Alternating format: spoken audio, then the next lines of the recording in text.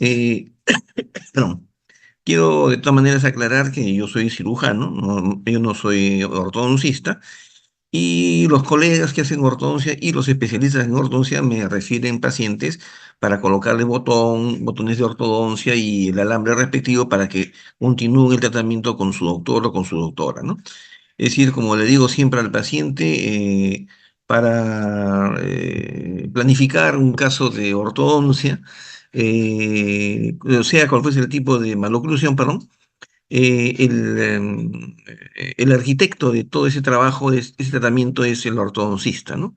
Y el resto de profesionales, especialistas, odontopediatra, cirujano, periodoncista, endodoncista, qué sé yo, todos somos ingenieros, ¿no? Que participamos de esta construcción que se llama tratamiento odontológico de los dientes retenidos. De tal manera, pues, quien tiene el manejo general, ¿no? Global de todo esto es el ortodoncista, quien decide en qué momento uno u otro especialista va a colaborar como en la parte del tratamiento que le corresponde, ¿no? Esa es la manera en que yo trabajo.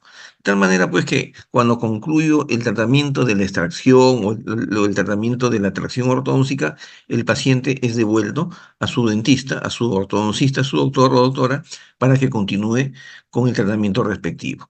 Entonces, el tema de hoy es el incisivo retenido y su manejo quirúrgico. Y hemos dicho que después del tercer molar, el canino y a veces el premolar, el incisivo, es uno de los más comunes. Estos caninos, o perdón, estos incisivos, cuando se encuentran retenidos y no son detectados a tiempo, obviamente el pronóstico varía, ¿no? Y la forma de encarar el tratamiento varía. Y como son los dientes que cambian, que son los primeros en cambiar, en renovar, después de exfoliarse el diente deciduo, son los dientes que más fácilmente pueden ser detectados por los papás cuando este diente no se encuentra presente, ¿no? Algunos casos que vamos a ver es por descuido, por desconocimiento o acaso por factores económicos que no le permiten a los papás llevar al paciente, o sea, a sus hijos al dentista, ¿no? Porque no cabe en la cabeza de ninguna persona que todos los papás, ¿no? Todos sin excepción, tienen el máximo interés por lograr que sus hijos tengan los dientes bien alineados, tengan una oclusión dentaria adecuada y por supuesto que tengan sus incisivos ubicados, perdón, o erosionados en el lugar correcto, ¿no? Entre las causas que producen la retención hay muchas, ¿no? Una de las más frecuentes es la pérdida prematura de los dientes deciduos y la falta de mantenedores de espacio. Otras es la persistencia del diente deciduo. En otros casos es la aparición o la existencia de patologías como quistes dentígeros, como por ejemplo también odontomas, la existencia de dientes supernumerarios, ¿no? El más frecuente es el Mesiones, pero no es el único, y que impiden, perdón, la erupción espontánea de estos dientes. Cuando los incisivos, en este caso cualquier diente, se encuentra retenido en posición vertical y el diente se encuentra en la edad normal de erupción, lo más recomendable, además de ir al especialista en odontopediatría, el odontólogo general está bien capacitado, consiste en la extracción del obstáculo que impide la erupción del diente y como el diente retenido, el incisivo central se encuentra en posición vertical, y todavía el diente se encuentra con el ápice abierto, pues el diente comienza a descender espontáneamente hasta alcanzar el contacto perdón, incisal con su antagonista, ¿no?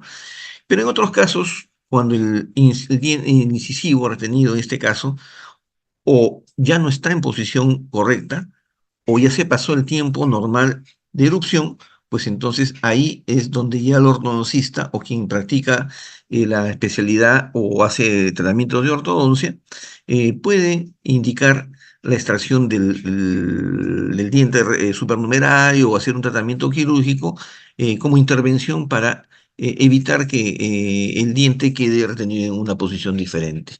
Y como vemos ahí en la imagen radiográfica del lado izquierdo, como se trata de dientes monorradiculares o unirradiculares, cuando el incisivo cambia de posición debido a la interferencia que no le permite erupcionar espontáneamente, cambia de dirección. Usualmente la parte de la raíz que todavía no se ha calcificado lo hace en la posición original del diente, ¿no? ¿Qué quiere decir? Que si el diente se desvía, como se ve acá en la radiografía, hacia la zona vestibular en posición horizontal y el ápice todavía no se ha cerrado, la porción de la raíz que queda se va a calcificar generalmente en la posición vertical, trayendo consigo otro problema, que son las dilaceraciones radiculares, ¿no?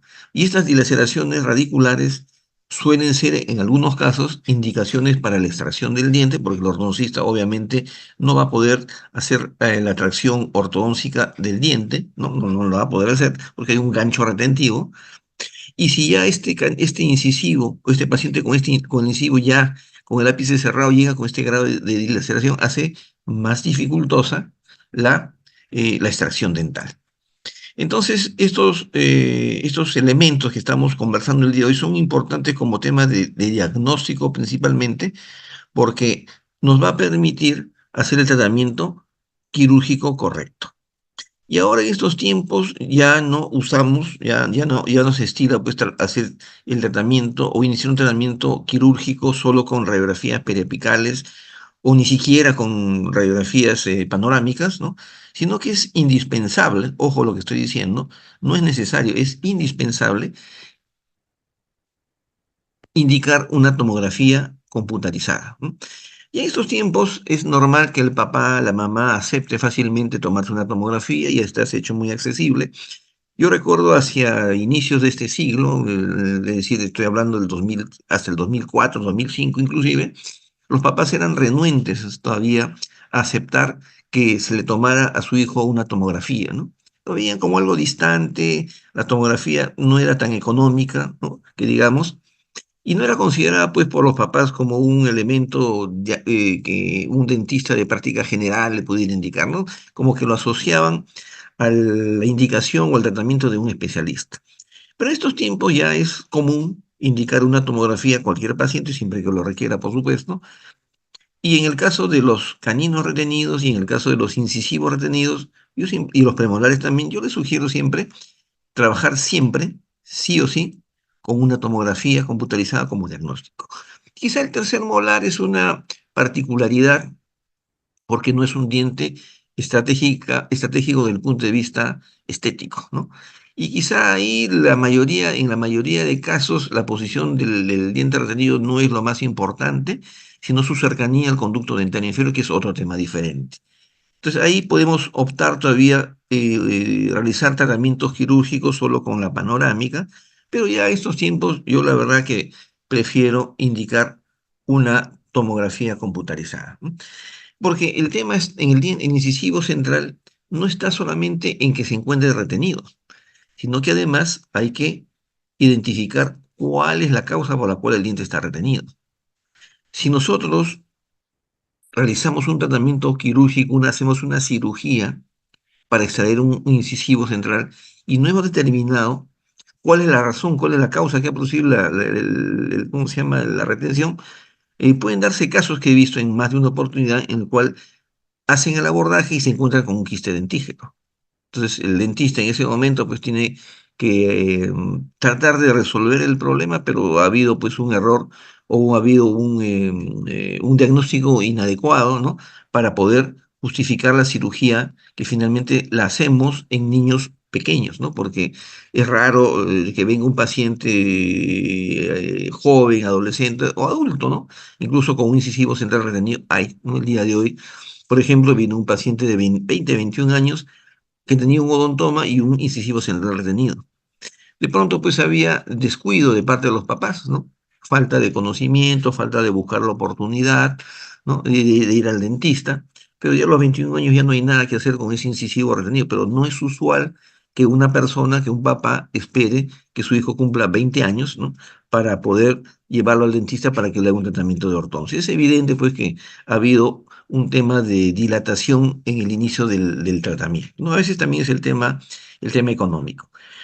Y la radiografía, la triangulación de Albert no es otra cosa más que tomar dos incidencias radiográficas perpendiculares entre sí. Esto de la triangulación de Albert ya es un tema ya histórico Eso se utilizaba cuando no existía la tomografía. La tomografía computarizada aparece en el mundo desde el punto de vista comercial en el año 1981, ¿no? Y en odontología se usa de manera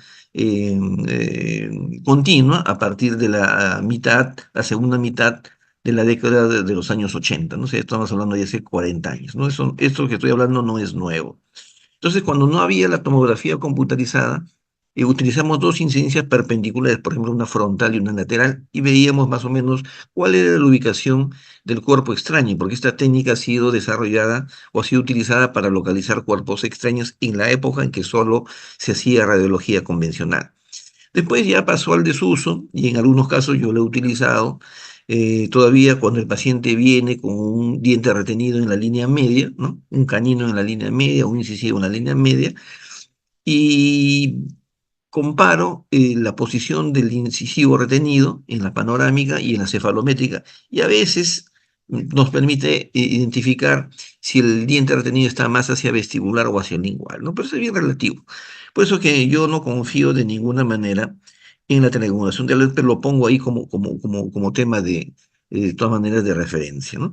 Pero es evidente que la tomografía computarizada es el elemento de diagnóstico fundamental aquí, ¿no? Y no solamente se trata de determinar cuál es la causa, cuál es la posición del diente retenido, cuál es la causa del diente retenido, si se encuentra más hacia vestibular o a palatino o a lingual, sino que aprovechando la imagen que aparece ahí en la fotografía, nos va a servir para ver si el incisivo que está erupcionado o el diente que está adyacente al diente retenido presenta o no reabsorción o falta de soporte óseo, ¿no? Porque puede ocurrir que después de extraer el diente retenido nos quede un incisivo adyacente, un canino adyacente sin soporte óseo. Entonces le tenemos que advertir al papá o a la mamá antes de la cirugía que existe el riesgo que también se pueda perder a mediano plazo el otro diente por falta de soporte óseo. Seguimos avanzando.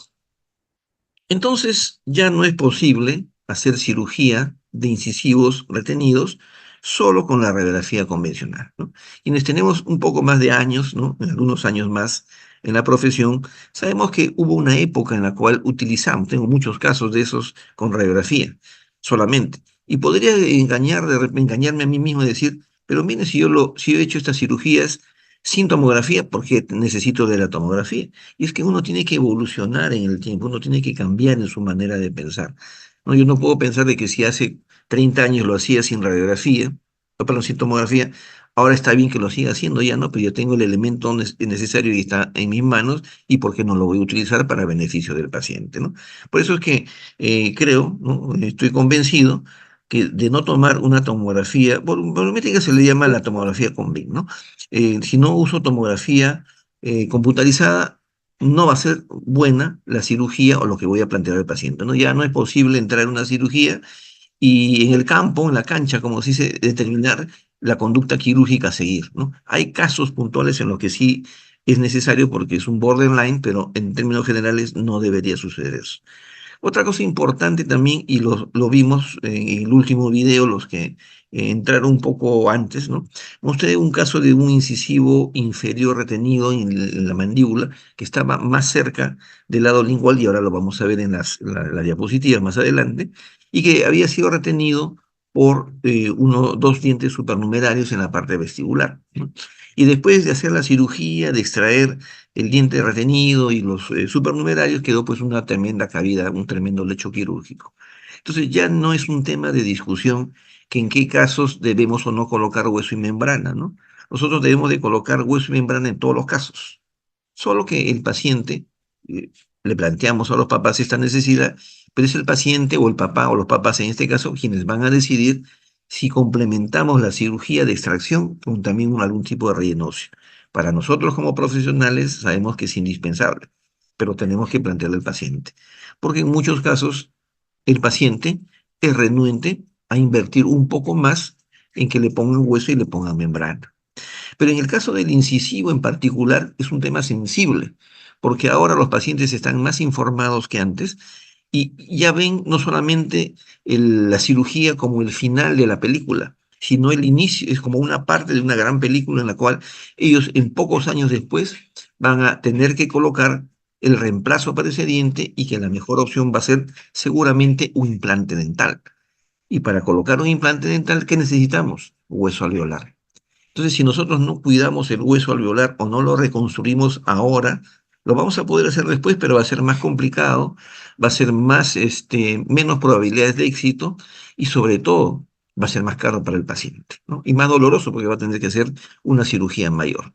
Por eso que todas estas cosas las tenemos que plantear a los papás del paciente o al paciente si ya es adulto, porque va a ser de sumo interés o más beneficioso para el futuro ya no de ese diente que lo va a perder, sino para la posibilidad futura de colocarse o no un implante dental, ¿no? Si es que no quiere hacerse un puente de tres piezas. Entonces, aquí he puesto o hecho un intento de clasificar los casos que han venido, ¿no?, a mi consulta durante estos ya casi 40 años de ejercicio profesional. El otro año, en el mes de abril, voy a cumplir 40 años como cirujano dentista. Y lo que no he encontrado hasta ahora es una clasificación de ni de los caninos, ni tampoco de los incisivos. Entonces, lo que he hecho es, de acuerdo a los casos que he visto durante estos años, ver cuáles de las situaciones que están planteadas acá son las más frecuentes, ¿no? Es decir, que he encontrado incisivos, en los cuales he tenido que hacer algún tipo de cirugía. Aquí sí hablo de generalmente una tracción ortóntica, o sea, colocar el botón. Cuando el diente está muy próximo a los dientes, ya hay un tema de diagnóstico también que vamos a revisar ahora en la tomografía, y que el ortodoncista tiene que tomar la decisión, ¿no? El ortodoncista, no el cirujano, si vamos a extraer el diente y cuáles podrían ser las complicaciones futuras para los dientes adyacentes, porque podríamos tener un problema de falta de soporte óseo o enfermedad periodontal, ¿no?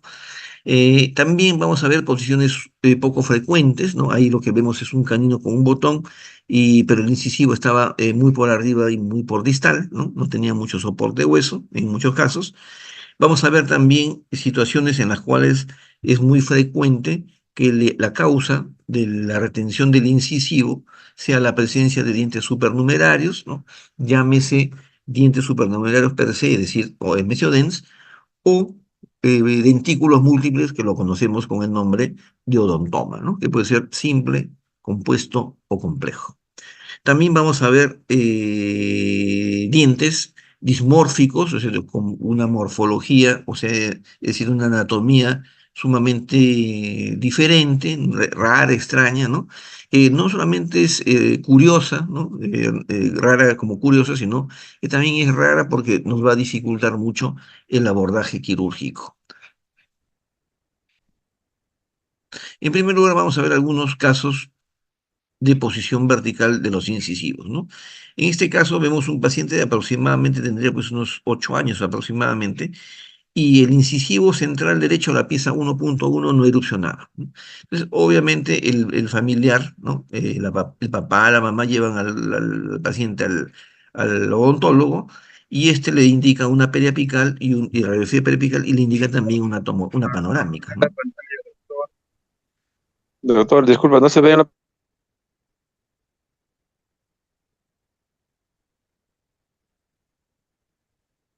Creo que estaba diciendo un colega que no se veía la pantalla, pero sí se ve A ver, vamos a cerrar y vamos a abrir nuevamente. No se preocupen. Vamos a ver. A ver. Entonces voy a retroceder al anterior. Acá, lo que estaba explicando. Ahora sí se ve. Perfecto.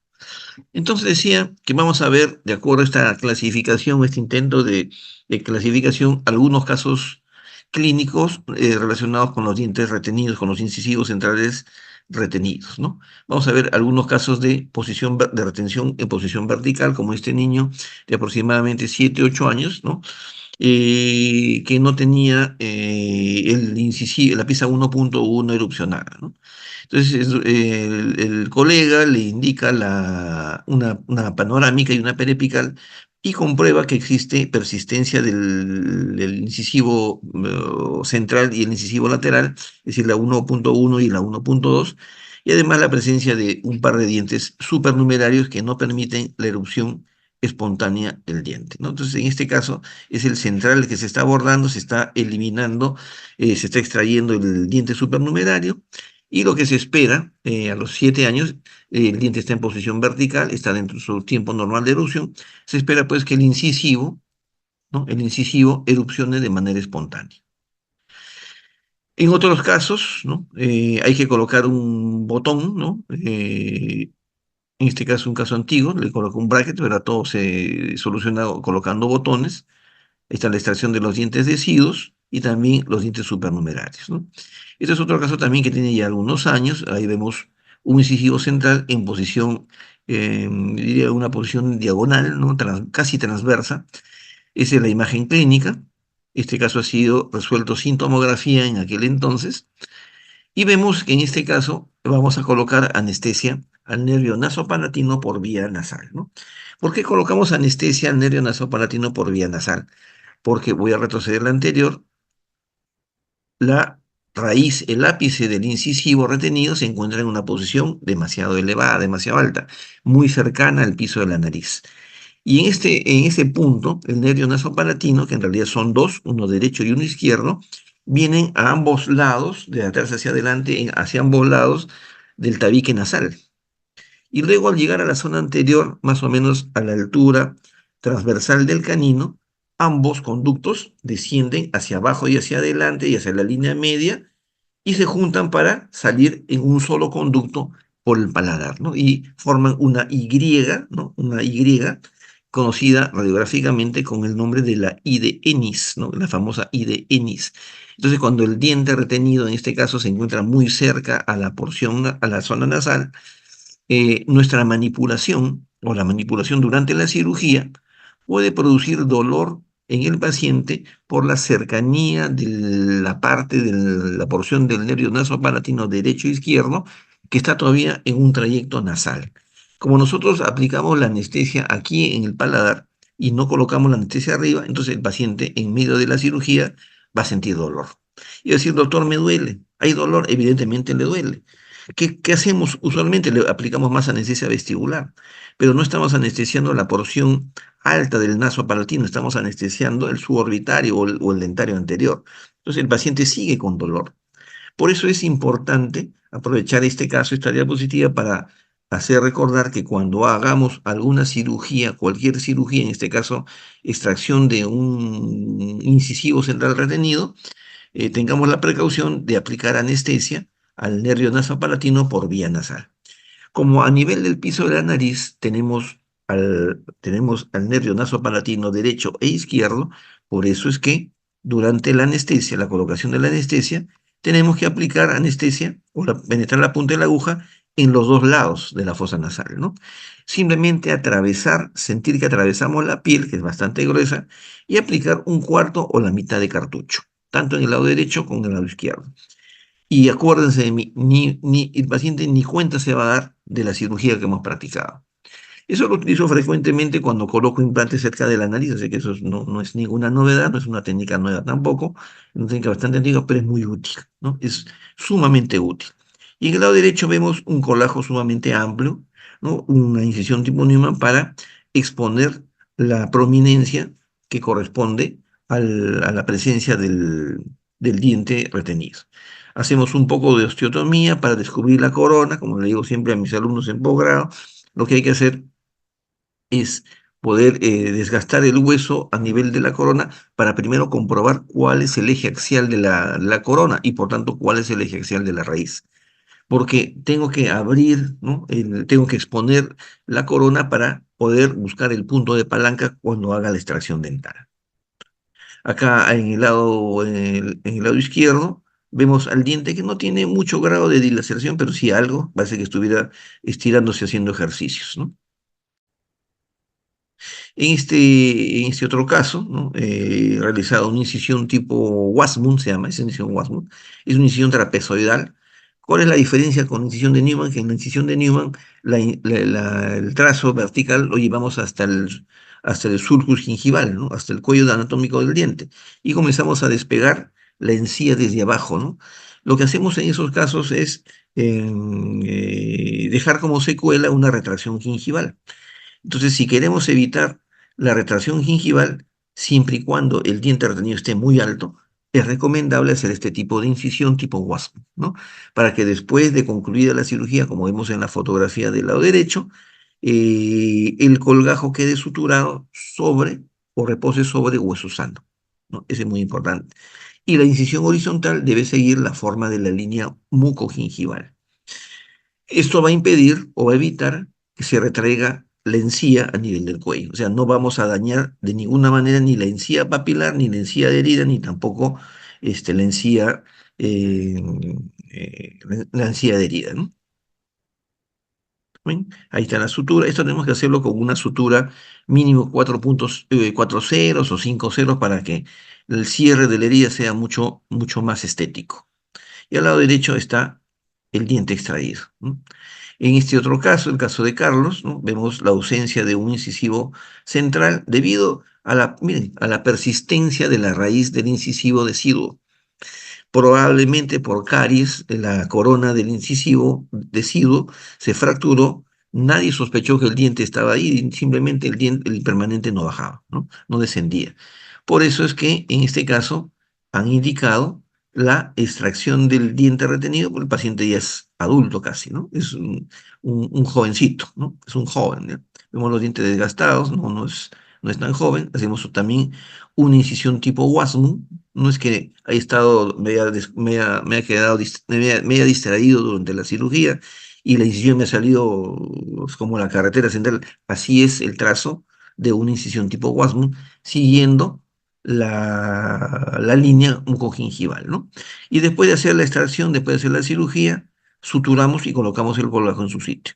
Y vuelvo a reiterar, debemos de colocar o deberíamos de colocar el relleno de hueso y de membrana, o en todo caso solamente membrana, ¿no? Si queremos hacer un gesto de economía, ¿no?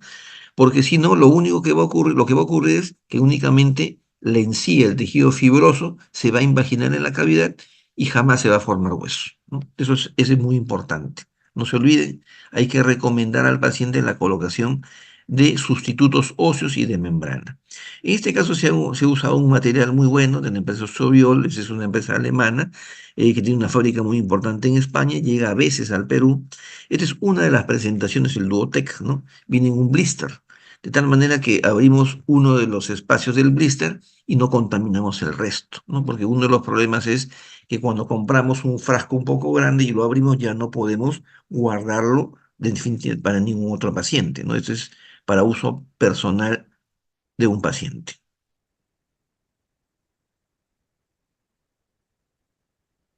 Sí se ve, perfecto. ¿Qué tan superficial se encuentran los nervios? Ah, se debe referir, seguramente la doctora Mirta está refiriendo al naso palatino. El naso palatino en realidad se encuentra más atrás, pero como no podemos aplicar la anestesia directamente a la zona del naso palatino, la aplicamos adelante para que la anestesia vaya discurriendo por debajo de la mucosa nasal hacia atrás y se logre el bloqueo sensitivo, o sea, la anestesia del naso palatino por vía nasal, ¿no? Pero es también la pregunta de la autora, creo que se refiere a esto. Entonces seguimos con este relleno de hueso que es muy interesante, viene en la forma de un cilindro, y cuando lo embebemos en agua o mejor aún en la sangre del paciente, miren, va cambiando de forma y lo podemos colocar como si fuera una masilla, como si fuera un cemento. Se adapta perfectamente a la forma del defecto y luego a continuación le colocamos su membrana y hacemos el suturado, ¿no? Y siempre tomar fotografía de lo que extraemos. Ojo, siempre tomar la fotografía de lo que extraemos. No solamente con fines médicos, ¿no? Sino también con fines médico-legales, para que no vaya a haber la sorpresa que el paciente o el papá pueda dudar, ¿no? Y pensar que de pronto hemos dejado una raíz o hemos dejado algún otro diente o algún dentículo si se trata de un diente supernumerario o un odontoto, ¿no? Esta es una etapa intermedia, ¿no? Una etapa intermedia, cuando todavía no era muy accesible la tomografía computarizada, y en el año 2001-2002, apareció un estudio llamado se llamaba tomografía lineal, ¿no? Tomografía lineal. La imagen de la izquierda es una panorámica con un papel de celuloide sobre el cual el radiólogo ha dibujado perfectamente el incisivo central invertido, ¿no? Y en el lado derecho es la tomografía, la imagen de la tomografía lineal, que era una imagen muy borrosa, pero que nos ayudaba tremendamente en aquel entonces, porque acá el radiólogo también ha puesto un celuloide y ha dibujado encima con líneas punteadas de color azul el diente retenido, ¿no? De tal manera, pues, que no es tan bonita la imagen como tenemos ahora con cualquier tomografía computarizada, pero por lo menos ya sabemos que en este caso la parte más voluminosa del diente, es decir, la corona, se encuentra hacia el lado vestibular. Y también se observa claramente la dilaceración de la raíz casi en forma perpendicular al eje de la corona y gran parte de la raíz, ¿no? Entonces ya estamos avisados, la corona está por el lado vestibular y el abordaje, como se ve acá, efectivamente es vestibular.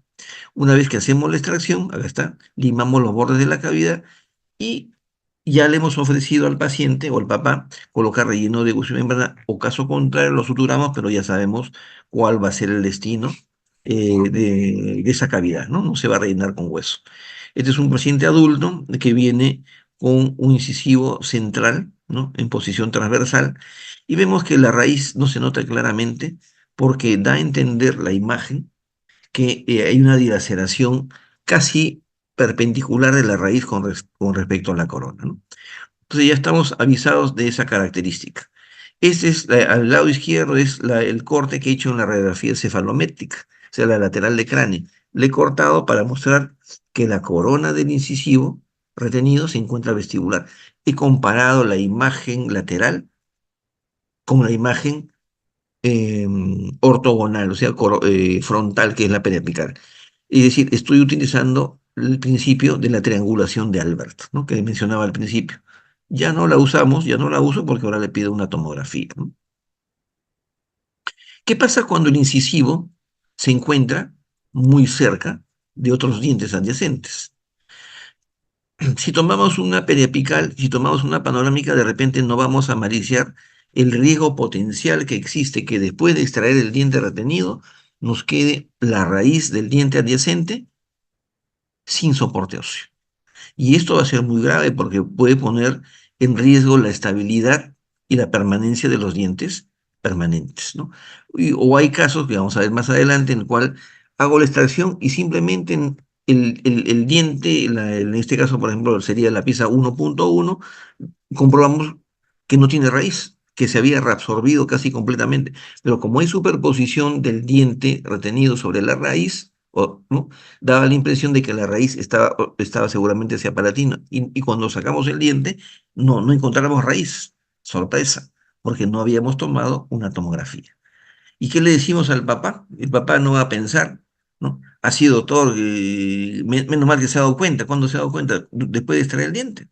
¿No? Entonces, para evitar esas cosas, ahora sabemos que tenemos que pedir, de todas maneras, primero una tomografía computarizada. En este caso vemos que se ha colocado un botón de ortodoncia para que el ortodoncista continúe el tratamiento con la tracción ortodóntica al canino, pero desgraciadamente el incisivo lateral ya no tenía solución, ya no había soporte óseo, o en todo caso es una decisión del ortodoncista, el movimiento ortodóntico para ese entonces no le era permitido en esa posición casi horizontal, ¿no? Y vemos que la raíz del incisivo central, que está quedando a la 1.1, está comprometida. Eso es a lo que me refiero, ¿no? No llegar a la cirugía y descubrir recién que el diente adyacente se puede perder por falta de soporte óseo, ¿no? Este es el diente extraído. Tiene una buena raíz, pero estaba en una posición casi horizontal, transversa y casi horizontal. En este caso observamos arriba de la panorámica una imagen que parece cualquier cosa menos diente, ¿no? Cuando vemos la radiografía lateral de cráneo, acá abajo a la izquierda, la cefalométrica, vemos que en el mentón el diente se encuentra por delante de las raíces de los incisivos, es decir, estamos observando que aparentemente, no, perdón, a ver, quiero sacar la imagen aquí, no, en este caso que la raíz del incisivo se encuentra ya casi por el lado lingual, ¿no?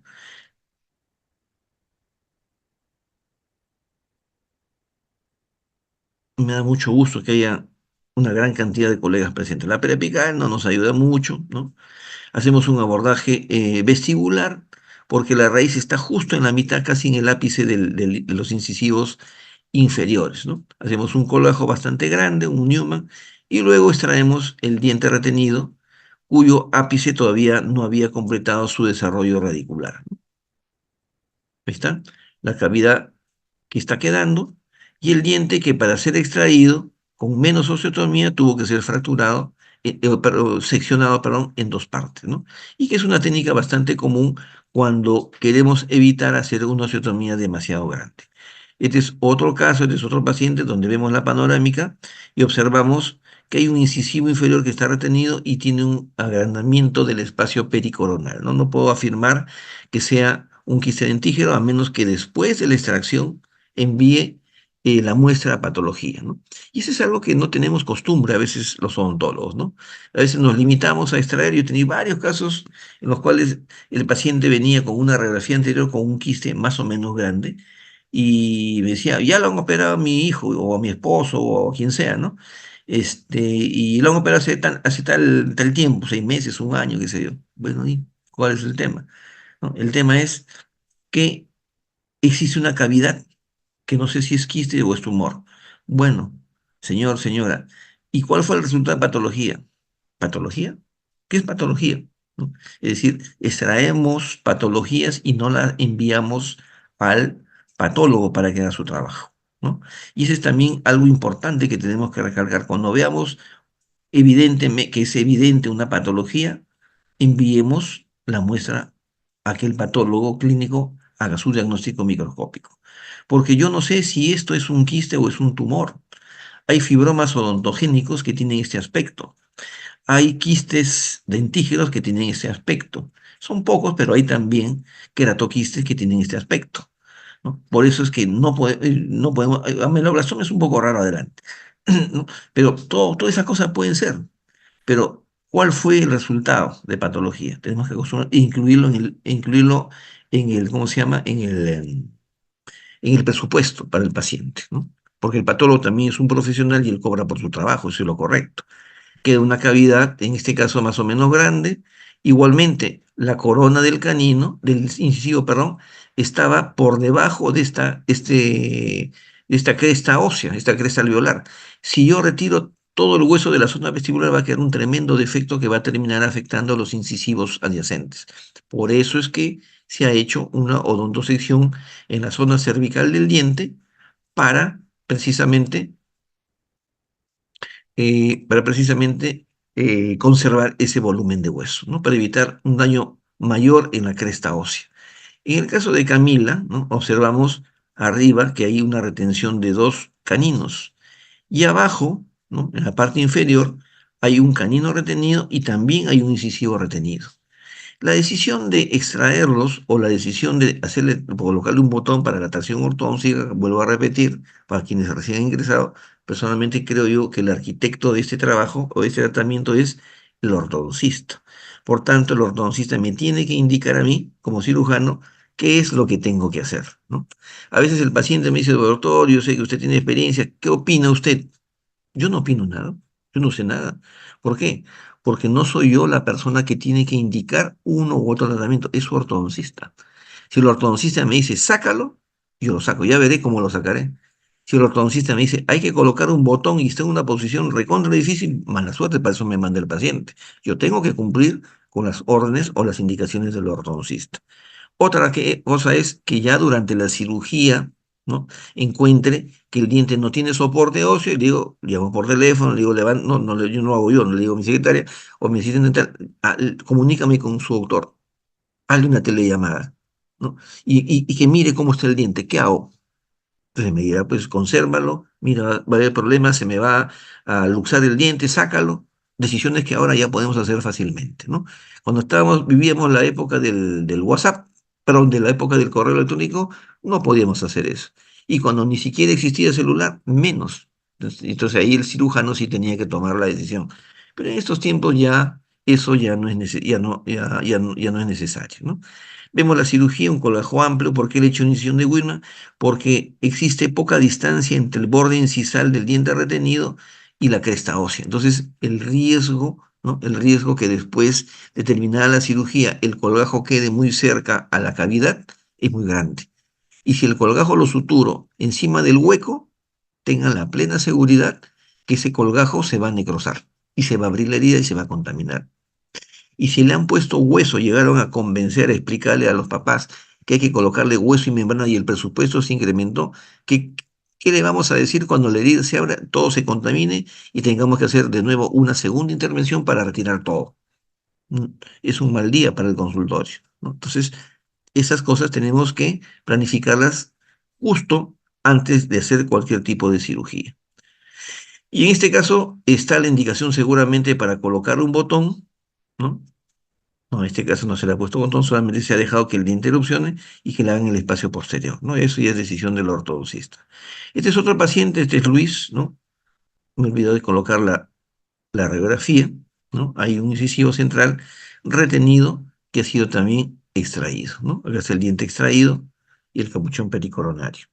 Vamos a ver algunos dientes en posiciones un poco sui generis, ¿no? Este es el caso de Paola, ¿no? Que es enviada, que envían a la paciente para hacerle la extracción de este incisivo, ¿no? Dijimos un incisivo, ¿no? No, a esta chica la mandaron para hacerle poner el botón, ¿sí? Y al momento, esta es la paciente cuyo video puse antes de empezar la conferencia, ¿no? Al momento de exponer al diente, el diente estaba quitando el capuchón pericoronario y el diente estaba bailando porque el capuchón pericoronario era muy amplio y el diente no tenía soporte óseo. Entonces hice la consulta in situ, ¿no? Con el ortodoncista y se decidió pues la extracción del diente, una decisión tomada en el momento. Corrige de una vez. A ver, vamos, alguien está conversando. A ver, pero ya está. Entonces seguimos con los casos. Vamos a ver un caso guapo, ¿no? Ese es, yo he trabajado muchos años en la Universidad Las Peruanas, universidad que quiero muchísimo, ¿no? Desafortunadamente ha desaparecido, ¿no? Pero yo tengo lindos recuerdos, grandes amigos, ¿no? Grandes colegas, así como también en Villarreal, con el cual tengo muchos años enseñando, ¿no? Entonces, este es el caso de un paciente que vino con un incisivo central en posición transversa, ¿no? Se nota evidentemente que el diente retenido está hacia el lado vestibular, no es indispensable en este caso pedirle una tomografía para localizar el diente, pero ahora sí sería necesario pedirle una tomografía porque un diente en esa posición seguramente debe tener algún grado de dilaceración, ¿no? O una dilaceración muy marcada. Si hace el colgajo vestibular, si hace la extracción del diente retenido, ahí está, ¿no? Felizmente no hubo problemas de soporte óseo del diente adyacente. Esta es la paciente Yani, ¿no? Una posición inusual, un diente incisivo en posición invertida, no hay nada que hacer, hay que extraer el diente. Esa es la prominencia que se ve en el lado vestibular, también es evidente que el diente está en el lado vestibular, ¿no? Entonces a Yani se le hace una incisión tipo Whitman. No, este es una incisión, sí, una incisión tipo Newman, perdón. Eh, y a Yani, una vez que se hace la cirugía, se sutura. Este es también un caso de la universidad, ¿no? ¿Cuál fue la emoción de la alumna al momento de extraer este diente? Esto lo hizo una alumna, ¿no? Se emocionó, estuvo muy contenta. Le hizo la sutura y todos los amigos, todos los chicos del grupo se reunieron alrededor para mirar al paciente. Pero por la inexperiencia de la alumna, ya una colega ahora de muchos años, ¿no? Dejó la pieza de mano con la fresa puesta cerca de la cara del paciente. Ese es un error que debemos evitar, ¿no? Yo he visto casos en los cuales los doctores usan el pecho del paciente como si fuera una mesa de operaciones, ¿no? Es decir, el pecho del paciente está lleno de instrumentos. Entonces, esa costumbre tenemos que quitar, ¿no? Ese es antigénico, es indecoroso, se pueden caer los instrumentos al suelo, ¿no? Etcétera, etcétera. Y además, en este caso, la fresa, la pieza de mano quedó cerca de la cara del paciente. Y como los muchachos estaban emocionados, a ver, yo también, ¿cómo está tu caso? Alguien pasó de casualidad y pisó el pedal, el róstato de la alta velocidad. Y en ese momento le cortó, le hizo un corte en la cara al paciente, ¿no? Entonces, todas estas cosas ocurren por descuido, ¿no? En este caso era una alumna, está, si no disculpada, por lo menos comprensible, pero es algo que tenemos que tener cuidado durante la cirugía, ¿no? Este es otro caso también de un incisivo central en posición invertida, abajo hay un diente retenido, también un caso interesante, pero en el caso del superior se ve que es un paciente ya adulto, ¿no? Se ha descuidado por diferentes razones de hacer un tratamiento de cualquier tipo, ¿no? Se hace un colágeno vestibular, se expone el diente, se ve que la cara palatina se encuentra vestibular, o sea, no solamente está en posición invertida, sino está volteado también en 180 grados, ¿no? Y se sospecha, ¿no? Porque no tiene tomografía, que el ápice del diente de pronto pueda tener algún grado de dilaceración. Y efectivamente, ¿no? El diente se luxó con el botador, pero no salía, se movía en su sitio, se movía, estaba luxado. Cuando vemos esa situación, es evidente que el diente tiene dilaceración apical. Y cuando no hemos tomado la tomografía, no sabemos qué es lo que podemos hacer y ya tenemos que agrandar la cavidad para liberar el diente, pero eso no ocurre cuando tomamos una tomografía y tomamos las precauciones del caso, ¿no? Entonces, la dilaceración era hacia el lado palatino. Este es otro caso también, miren, en una posición entre transversa, ¿no? Y se ve que hay una dilaceración muy marcada entre la corona y la raíz del diente retenido, del incisivo central. Como dije al principio, cuando el diente está, la corona del diente cambia radicalmente de su posición original de erupción, la porción, la parte de la raíz que todavía no se ha calcificado, más adelante lo hará, es decir, se calcificará en la posición vertical original.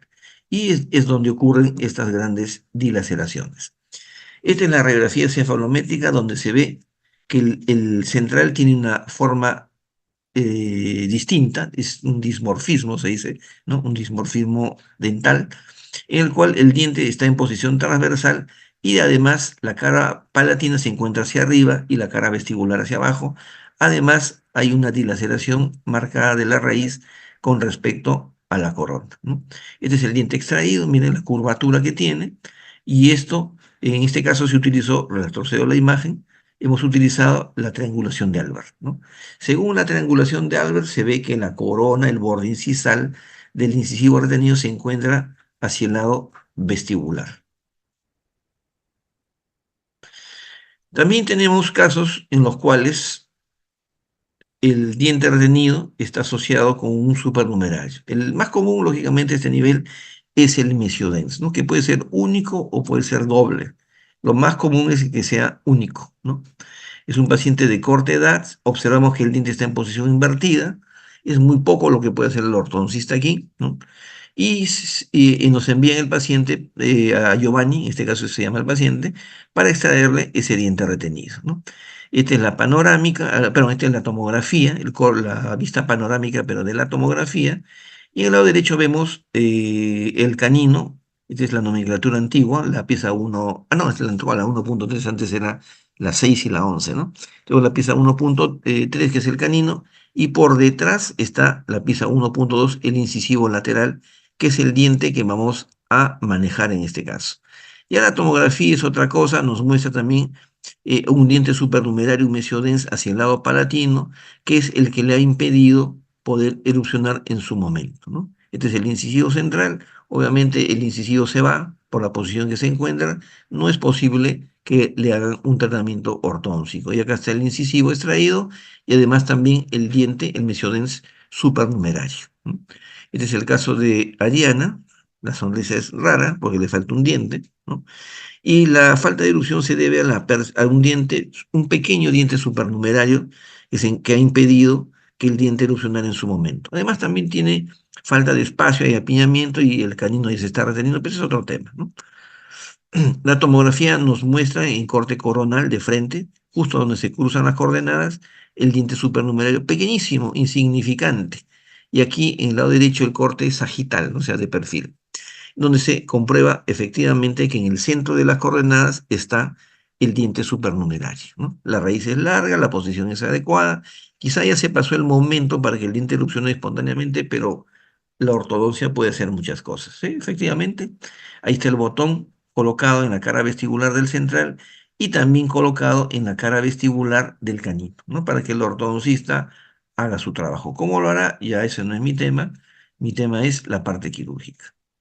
Este es el caso de Tessen, así se llamaba el paciente, hay todo un alboroto de dientes, falta de erupción de la pieza 2.1, hay un diente supernumeral, le falta el lateral, no, los centrales están retenidos y existe un diente supernumerario, y a este pleito se ha juntado, se ha sumado el canino, que está un poco más alto, todo un alboroto de dientes.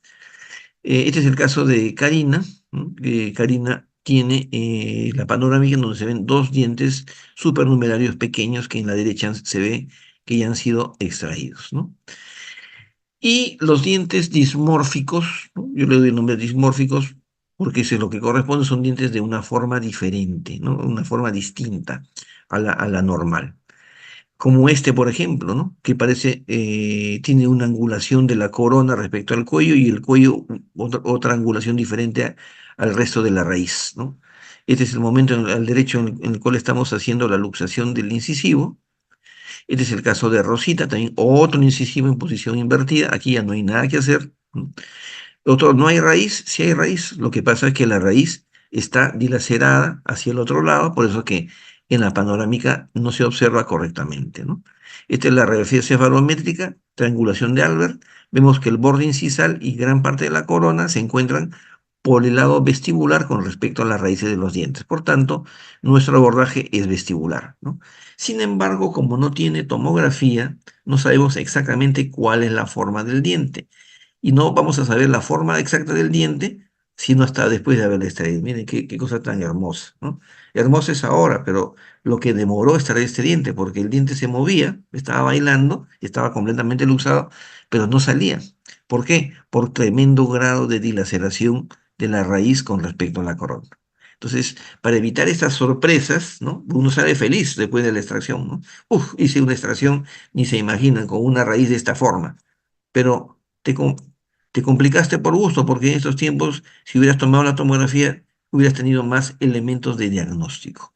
Este es un caso que vino de Puno ya con la decisión de extraerse los caninos y el central, ¿no? Ya la decisión es del paciente y su doctor. Es un tema sociocultural más que económico, ¿no? Entonces, en este caso vamos a hacer un colgajo vestibular, ¿no? Para exponer el incisivo y el canino. El incisivo central, aquí vemos en el lado derecho, al momento de estar pero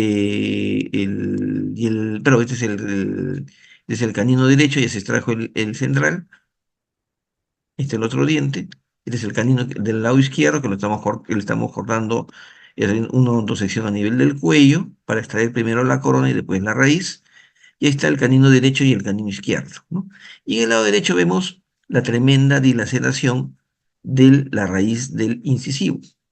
Y no solamente es una gran dilaceración, sino que hay un gran dismorfismo, ¿no? Es como si el paciente estuviera el diente estuviera haciendo ejercicio, estuviera tratando de tocarse la punta de los zapatos, ¿no?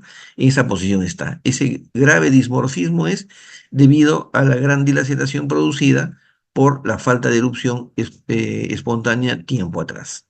Este es un caso curioso, el caso de Andrés, ¿no? Cada día encontramos casos diferentes, ¿no? Andrés viene por indicación del ortodoncista para que se le sea extraído el incisivo, el diente, perdón, el diente supernumerario, ¿no? Este pequeño que está acá.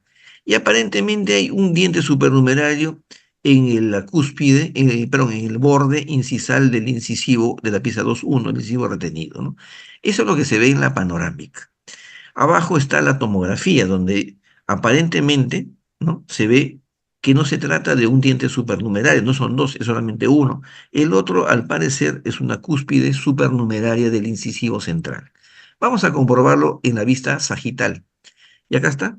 En la vista sagital vemos varios cortes a 1 milímetro cada uno, ¿no? De uno de otro. Y vamos viendo cómo en el lado derecho, sería 1, 2, 3, 4, 5, en el número 4 aparentemente se ve una sola pieza dental, un incisivo, y abajo un diente supernumerario, ¿no? Pero en el corte 1, 2 y 3 se observa claramente que se trata de una cúspide, de un diente supernumerario efectivamente en incisal, pero el otro no es un supernumerario, es una cúspide supernumeraria. El diagnóstico en este caso es una geminación del incisivo central, ¿no? Una patología poco usual para un incisivo, ¿no? La geminación dentaria es común en otros dientes con mayor frecuencia, ¿no? Pero en el incisivo, generalmente en el premolar es más común, ¿no? Pero en el incisivo y sobre todo en el central superior es una cosa bastante curiosa. Entonces vamos a las cirugías, primero se extrae en este caso el supernumerario, porque hay uno nada más, ¿no? Y cuando dejamos en el lado derecho vemos que ya quitamos la traba. La pregunta es, ¿y qué hacemos con este diente? Le puedo colocar el botón porque está a simple vista. Pero ya les he dicho, yo no tomo decisión ortodóntica, yo tomo decisión quirúrgica. Entonces, en ese momento me comunico, me pongo en contacto con el ortodoncista y le digo, mira, hay esta situación. Le pongo el botón para jalarlo, estás loco, me dice, ¿cómo vas a ponerle el botón? Se va a quedar anclado, ¿no? Se va a quedar anclado con esa cúspide suprarrenal. Hay que sacar el diente, ¿ya? Entonces, esa es una decisión ortodóntica, no es una decisión quirúrgica. Y yo, como buen obediente que soy, lo que hice fue extraer el diente. Acá está el supernumerario pequeño y acá está el diente con tremendo gancho, ¿no? Un arpón tiene ahí. Entonces era muy probable que al momento de hacer la tracción el diente quedara atascado. Ya, esa es decisión ortodóntica. Y ahora vamos a ver algunos casos de dientes retenidos, incisivos, asociados a odontomas, ¿no? El odontoma ya se considera un tumor, es un tumor benigno, ¿no? Donde existen múltiples, una alteración en la forma de las calcificaciones, de la calcificación del folículo dental, en donde puede ocurrir que este odontoma sea una masa única, pequeña, que se parece a un diente. Eso se le llama, desde el punto de vista descriptivo, anatómico, se le dice odontoma simple. El odontoma compuesto es este, en donde hay una serie de dientes pequeños, múltiples dentículos se llaman, y se le llama odontoma compuesto, ¿no? Y el otro es el odontoma complejo, ¿no? Que tiene una masa más o menos grande, pero es una masa única, que es bastante complicado extraer, ¿no? El récord mundial de dentículos lo tiene desde el año 1945 un italiano que hizo un reporte en un journal de la época, en donde mencionaba, describía, presentaba un caso con más de 2.000 dentículos, ¿no? Lógicamente, para la época, el paciente no tenía acceso al dentista, descuido, 1945, posguerra mundial, ¿no? Después de finales de la Segunda Guerra Mundial, una serie de condiciones socioculturales, económicas y políticas que seguramente crearon el escenario para que esa persona no pueda acceder al tratamiento odontológico. Bueno, entonces el récord mundial son 2.000 dentículos. Ya este tiempo es un poco difícil, ¿no? Este es el caso de Brian, ¿no? Brian está en pleno tratamiento de ortodoncia, hay un incisivo central aquí arriba y hay un odontoma, ¿no? Esto también es discutible, ¿no? Yo no soy ortodoncista, estamos hablando entre colegas, y a veces me siento incómodo cuando un colega me envía, le agradezco que me confíe en mí, me mande el paciente, pero me siento incómodo porque me hace la indicación de extraer, por ejemplo, un tercer molar superior o inferior, y el paciente ya está con aparatología ortodóntica, ¿no? Y eso complica el tratamiento, crea las condiciones para una infección posoperatoria. En el paciente también el posoperatorio es terrible a veces porque la hinchazón hace que eh, el tejido blando prácticamente se incruste o quede incrustado en el bracket, ¿no? O en el tubo, ¿no? Y eso es sumamente complicado, ¿no? Aquí también hay algo parecido, ¿no? Es decir, el tratamiento creo yo, ¿no? Debe ser la secuencia que la hace el diagnóstico integral y empiezan por lo primero, hay que limpiar la casa antes de pintarla, ¿no? Es decir, tengo que realizar o ordenar que le hagan la extracción o la tracción ortodóntica de algún otro diente. Y ya en forma paralela, simultánea, colocar toda la aparatología ortodóntica, ¿no? A veces tengo que decirle al paciente, vaya donde su doctor, que por favor le retire el arco y cuando usted venga a la cirugía ya viene sin el arco. Ya por lo menos es algo, ¿no? Porque incluso hasta con el arco no puedo hacer la cirugía. A veces no se puede hacer ni el colgajo. En este caso se ha hecho un colgajo amplio, se ha eliminado todo el tejido supernumerario circundante y esa es la extracción del diente que no tenía soporte de dientes, ¿no? Un odontoma compuesto pequeño, por eso no son dientes, no se puede decir que son mesiodentos. Este es un incisivo inferior, ¿no? En este caso un incisivo inferior, en donde se ve que hay una retención dental, ¿no? La retención fue ocasionada originalmente por este diente supernumerario que se encuentra acá cerca al cuello del canino y el incisivo lateral, y debido a que aparentemente se produjo la retención del incisivo, después vino el canino, se montó y se complicó la cosa, ¿no?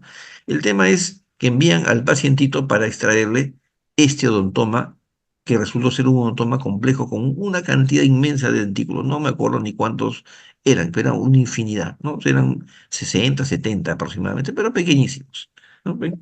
Un montón de dentículos. Incluso hay algunos que se perdieron en el camino.